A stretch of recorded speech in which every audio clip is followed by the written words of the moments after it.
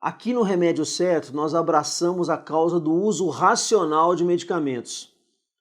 O uso racional de medicamentos é o remédio certo para a pessoa certa, em doses que atendam às necessidades individuais do paciente, por um período de tempo adequado, ao menor custo para o paciente e para a comunidade que cerca esse paciente.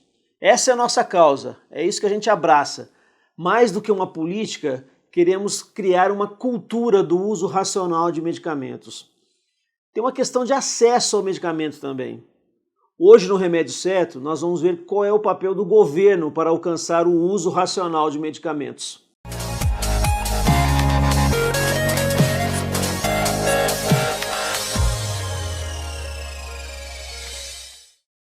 Olá, você sabia que o canal Remédio Certo aqui no YouTube está repleto de conteúdo útil e de qualidade sobre saúde e medicamentos?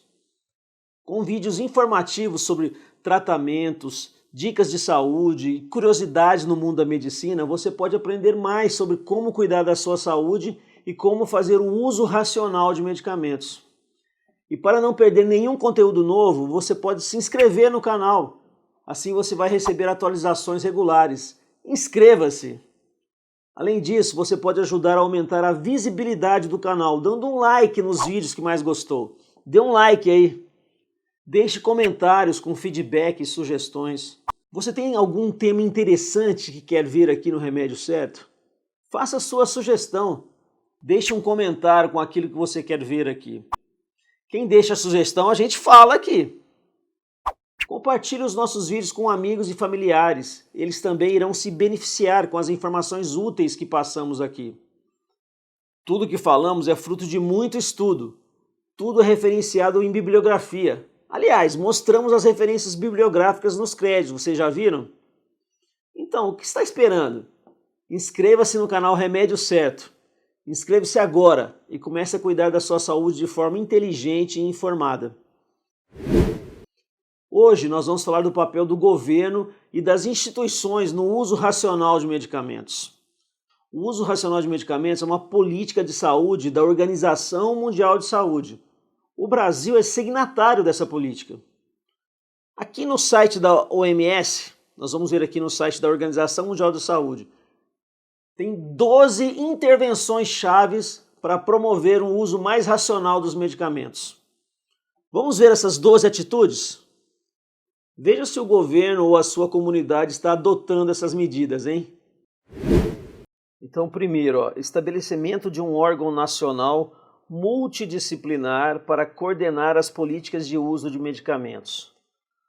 O Ministério da Saúde e outros órgãos do governo brasileiro têm adotado diversas iniciativas para promover o uso racional de medicamentos no país. Há políticas públicas que visam a promoção do uso racional de medicamentos. Tem o programa Farmácia Popular, tem o programa de medicamentos de alto custo, programa Mais Médicos, tem a regulação do mercado. A Agência Nacional de Vigilância Sanitária, a Anvisa, é responsável por regular o mercado de medicamentos no Brasil, aprovando a comercialização de novos medicamentos e monitorando a segurança e eficácia dos medicamentos já existentes. Tem também campanhas de conscientização.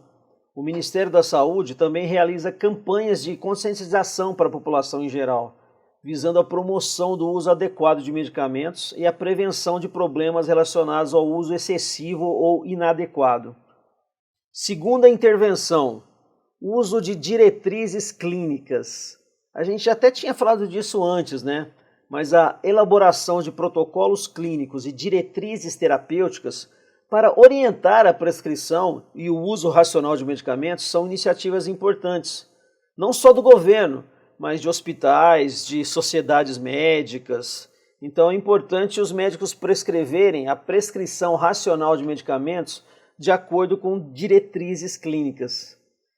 Terceiro, desenvolvimento e uso da Lista Nacional de Medicamentos Essenciais. Isso nós temos no Brasil. A Lista de Medicamentos Essenciais do governo é uma relação de medicamentos considerados prioritários para atender às necessidades de saúde da população e é atualizada periodicamente. Então esses medicamentos são para a promoção da saúde e prevenção de doenças, bem como para o tratamento de doenças comuns e graves. É utilizada como referência para a seleção e para a compra, para a aquisição de medicamentos pelo Sistema Único de Saúde, o SUS. Estabelecimento de Comitê de Medicamentos e Terapêuticas em distritos e hospitais. Essa é a quarta intervenção-chave. Seria padronizar os medicamentos, né? Por exemplo, um hospital, na sua comissão de farmácia e terapêutica, padroniza os medicamentos, ou seja, seleciona quais são os medicamentos que serão comprados para serem prescritos pelos médicos. Isso é muito importante para organizar a compra e a prescrição dos medicamentos hospitalares. Os hospitais terem também uma comissão de controle de infecção hospitalar, CCIH, também é fundamental. O uso racional de antibióticos evita o aparecimento de bactérias resistentes. Número 5. Inclusão do treinamento em farmacoterapia baseada em problemas nos currículos de graduação. Então, hoje em dia a gente tem medicina baseada em evidências, farmacoterapia baseada em problemas, e a questão aqui é educar em farmacoterapia, educar em como prescrever os medicamentos, que tem a ver com o próximo, né? Educação médica continuada em serviço como requisito de licenciamento.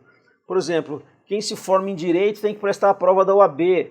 Agora tem a residência em medicina, quem se forma em farmácia vai ter que prestar uma prova para ver os seus conhecimentos em farmácia e bioquímica. Seria isso, essa educação médica continuada em serviço. Supervisão, auditoria e feedback. Sempre tem que ter auditoria para verificar a eficácia dos processos e procedimentos. Uso de informações independentes sobre medicamentos. Isso é muito importante. A prescrição dos medicamentos deve ser precedida de informação. E para se informar, o médico deve fazer uso de várias fontes. Primeiro ele estuda bastante, mas ele busca várias referências, várias fontes para poder se informar e prescrever bem. Próxima, educação pública sobre medicamentos. Então as faculdades, universidades têm nas suas disciplinas, nos seus currículos, informação em educação. Tem que se educar para prescrever bem. Evitar incentivos financeiros perversos. Isso é uma questão complicada, né? Envolve muito compliance, fazer o correto. A prescrição médica deve ser um ato científico, deve ser baseado em evidências, deve ser baseado em diretrizes clínicas. Não pode um médico prescrever um medicamento porque eu ganhei a possibilidade de ir num congresso, então eu vou prescrever um medicamento daquela indústria farmacêutica. Não, esses comportamentos não éticos devem ser evitados, inclusive também na compra de medicamentos por parte do governo. Uso de regulamentação apropriada e aplicada. Nós temos no Brasil a Anvisa, por exemplo, questão de farmacovigilância, nós temos a RDC 406, que cuida das boas práticas de farmacovigilância no Brasil. Tudo deve ser feito de acordo com a lei. E por último, despesas governamentais suficientes para garantir a disponibilidade de medicamentos e pessoal. Então deve haver processos, políticas e procedimentos adequados para poder adquirir os medicamentos e que a população tenha acesso aos medicamentos. Então o uso racional de medicamentos é remédio certo para a pessoa certa, na quantidade certa, na hora certa, ao menor custo para o paciente e para a comunidade. Então esse último tem a ver com o acesso. O governo tem a responsabilidade de promover acesso da população aos medicamentos.